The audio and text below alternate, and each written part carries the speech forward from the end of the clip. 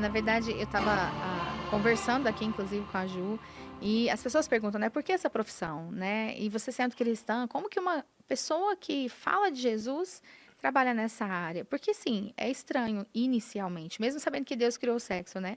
Mas, assim, a sexualidade, ela entrou na minha vida, eu era uma criança. Eu tinha 7 anos de idade quando eu passei por uma sequência de abusos sexuais. Dores até então que eu pensei que eu nunca ia suportar.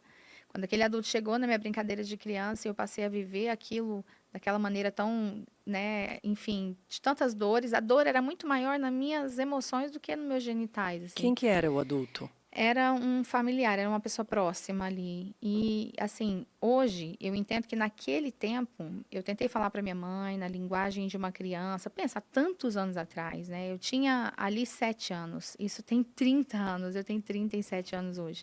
E eu tentei falar para minha mãe, mas naquele mesmo período a minha mãe estava passando por um processo de abandono, de divórcio.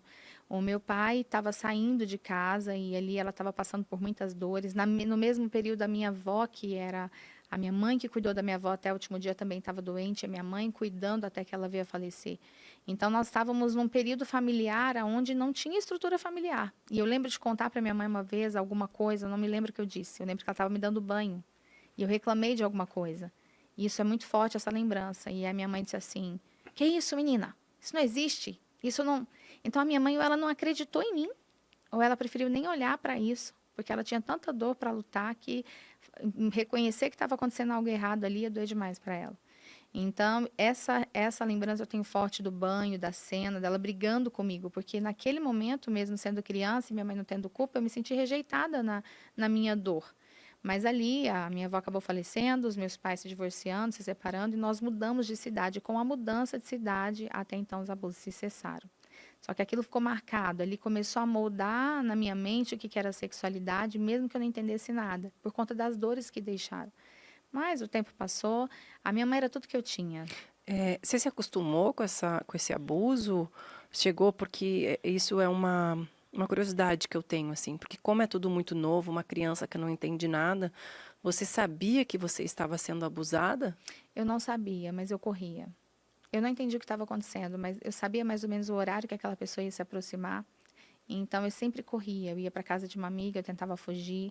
Durante algumas vezes também eu me lembro, eu apanhei da minha mãe porque eu não estava onde era o combinado, mas eu corria de lá porque eu sabia que aquele era o horário que a pessoa poderia chegar e que ela iria lá e eu sabia o que ela iria fazer. Algumas vezes eu tentei fugir, inclusive eu me trancava no banheiro. Porque ainda sem entender o que estava acontecendo. Eu era muito criança. As crianças de 7 anos de hoje em dia são diferentes das crianças de 7 anos há 30 anos atrás. Mas eu tentava fugir porque aquilo doía muito, porque aquilo me incomodava muito. Mas eu não tinha noção do que estava acontecendo. Eu não tinha consciência que aquilo era um abuso. E daí eu vou abrir uma aspas. Muitas mulheres e também homens que sofreram abusos sexuais, hoje eu posso falar isso como sexóloga e ser da área também da psicologia, eu posso dizer, muitos sentiram prazer porque é um corpo físico sendo estimulado.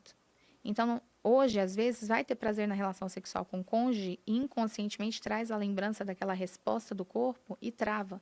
Por quê? Porque não se permite ter prazer. Porque o prazer, a permissão do prazer, ele foi roubada com abuso, tendo em vista que você era uma criança e que alguém invadiu a sua privacidade.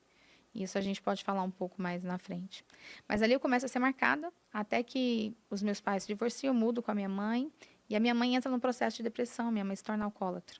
Minha mãe passa a beber 51 com laranja e chorar o dia inteiro. Então, as cenas mais fortes que eu tenho da dona Terezinha, que era tudo para mim. Minha mãe era alegria, poesia, e minha mãe morreu assim com o divórcio. Minha mãe não aceitava o meu pai ter abandonado a gente. Meu pai nos deixou para. Minha primeira madrasta era dona de um prostíbulo, então meu pai era viciado em prostitutas. Então a minha mãe, aquilo para ela foi muita dor. Minha mãe então entra no processo de alcoolismo, bebia, eu lembro dela colocar eu e meu irmão para comprar 51 no mercado. A gente ia no mercado, tinha um mercado, uma vendia que a gente anotava, e o moço embalava 51 no jornal, colocava na sacolinha para a gente levar para casa. E chegava em casa, a gente cortava a laranja para ela espremer, beber, e eu lembro dela cantando: hoje os meus dias são de tristeza e solidão. Então ela chorava muito. Minha mãe se entregou. E aos 38 anos de idade, ela tinha 38, eu tinha 11, eu chego em casa e ela está caída no chão da sala. Ela ainda estava viva, mas a minha mãe desistiu, ela se entregou para a morte. Quando ela Eu cheguei, ela estava viva, mexi com ela, mas ela não resistiu. Em alguns minutos ali, o corpo esmoreceu e a vizinha veio, eu gritei muito, mas a minha mãe faleceu aos 38 anos de idade. Quando ela morreu, um tio disse que era parada cardíaca. E você tinha quantos anos? 11 anos. Eu estava virando mocinho, o corpo estava se formando, eu precisava muito dela. Naquele período, eu lembro de um tio falar que a minha mãe tinha se matado, e o outro disse, não, foi parada cardíaca. Só que o atestado de óbito veio causa desconhecida, e com os anos, a verdade foi vindo à tona. Minha mãe deixou uma carta para o meu pai, uma carta de amor, que foi encontrada por um desses meus tios. Bom, ali eu entendi que com a morte da minha mãe, morreu a minha alegria. Ela era tudo que eu tinha. Eu não tinha tias, avó, eu tinha a minha Terezinha. E o meu pai estava no 5º ou 6º casamento. Meu pai, ao longo da vida dele, ele se casou 12 vezes. Das minhas 12 madrastas, que eu e meu irmão temos certeza, pelo menos 9 eram prostitutas. Ele ia no prostíbulo, pegava uma mulher, não dava certo, pegava outra, não dava certo. Aos 13 anos de idade, meu primeiro emprego, uma situação financeira péssima. Eu consegui um emprego. E aquela maneira que eu consegui, no lugar que eu consegui, era uma grande vitória. Conseguir um emprego. E eu encontro um abusador. O meu primeiro patrão era um abusador. Mas eu precisei ficar ali por um tempo. Eu não tinha outra opção naquele momento. Quantos anos você tinha? 12? 13 anos de idade.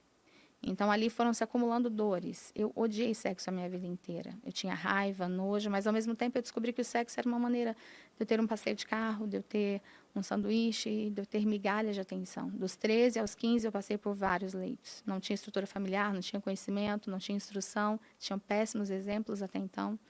E aos 15 eu engravido, aos 16 eu me torno mãe pela primeira vez, que é a minha moça de 20 anos. Mas até então não conhecia Jesus.